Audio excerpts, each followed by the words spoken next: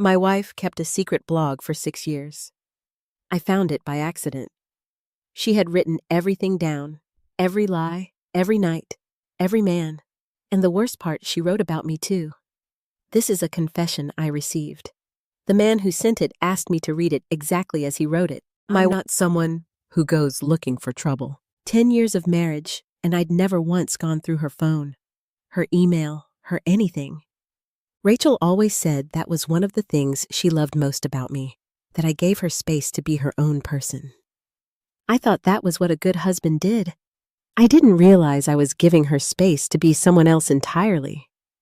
We met in our late 20s through mutual friends, at a dinner that wasn't supposed to be anything special.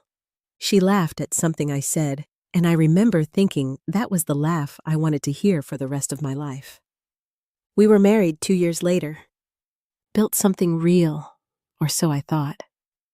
A house, a routine, a life that looked, from every angle, exactly like what it was supposed to be. The night I found it started like any other. Rachel was traveling for work. I was at her laptop finishing a report mine had died when I clicked the wrong bookmark. I clicked the wrong bookmark. And everything changed. The page that opened wasn't anything I recognized. It took me about 4 seconds to understand what I was looking at. A blog, personal, private, or so she thought, set to unlisted, not deleted. 6 years of entries. The most recent one dated 3 days earlier. The oldest one going back to 2018. 2 years into our marriage. I want to tell you, I closed it immediately. That I respected her privacy and walked away. But I didn't. I sat there for 3 hours and read every single word. And I couldn't stop.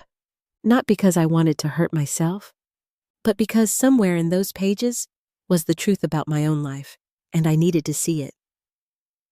She was a good writer. That's the thing, nobody tells you about moments like this. Sometimes the worst discoveries come wrapped in something unexpectedly beautiful. Her sentences were clean and precise and brutally honest. She wrote about her life the way someone writes when they're certain no one is ever going to read it, which meant she wrote about everything.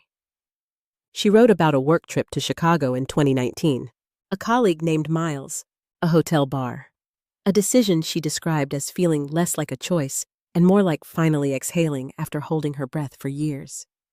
That was enough. But it wasn't all. There was a man she called the architect. She never used his real name, treated the whole blog like a novel she was writing about herself. There was someone she referred to only as Thursday, because that was apparently the day they met every week for almost a year. Others appeared less frequently, less described, but present. Named or coded, it didn't matter. The picture was complete. And then there was me. She wrote about me too. Not cruelly, that was almost harder to process than anything else. She wrote about me with a kind of tender, exhausted affection. She called me steady. She called me safe. In one entry I've turned over in my mind 100 times since, she wrote, "He is the best man I know. I don't know why that isn't enough. I don't know why I keep looking for the door when I'm already standing in a perfectly good room." I closed the laptop at 2 a.m, sat in the dark kitchen, made tea I didn't drink. Then I did something that surprised even me. I went to bed. I didn't call her, didn't text, didn't fall apart. I just lay there and breathed until morning came. Because I had already decided something. I wasn't going to do this over the phone. I was going to wait until she was home, in the same room, and I was going to be completely ready. She came back 2 days later.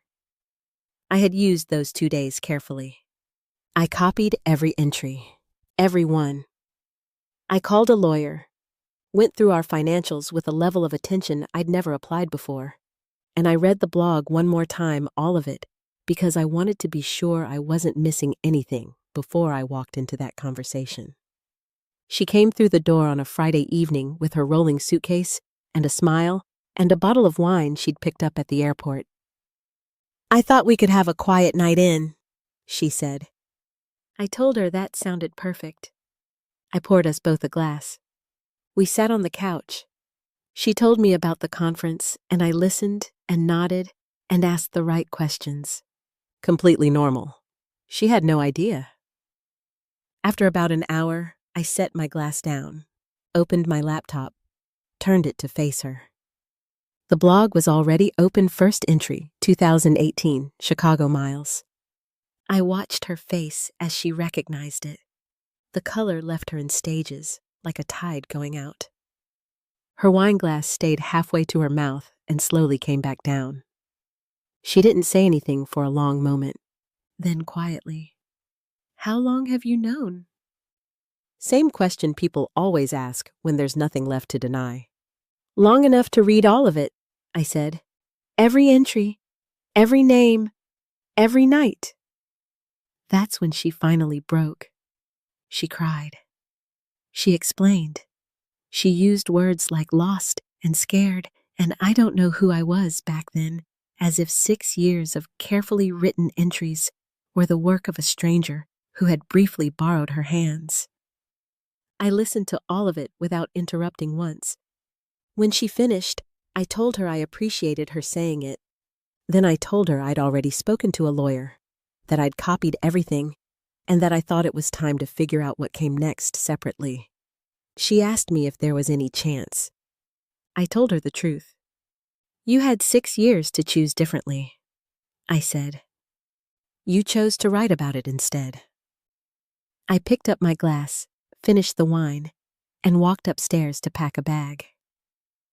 What stays with me isn't the anger that passed faster than I expected. What stays with me is that entry, the one where she called me steady, where she wrote that she didn't understand why a perfectly good room wasn't enough. I've thought about that line more than any of the others, because I think she was telling the truth there, in the way she could only tell the truth when she believed no one was reading. She did love me, in her way. She just loved herself more than our vows, more than my trust, more than 10 years of a life we had built together from nothing. I don't hate her for it anymore. Hating her would require me to keep giving her space inside my head, and she's had enough of that. What I know now is this love is not enough on its own. Love without honesty is just a performance, and some people are extraordinary performers. They'll give you the laugh, the vows, the quiet Friday nights with airport wine. They'll write about you with genuine tenderness in the same document where they describe betraying you, and they'll do it for years without flinching. Because somewhere along the way, they convinced themselves that keeping you comfortable was the same thing as being honest with you. It never was, and the moment you find the blog, the folder, the second phone, whatever form the truth takes when it finally arrives, you'll understand that comfort and honesty were never the same thing at all. You were just never supposed to find out the difference.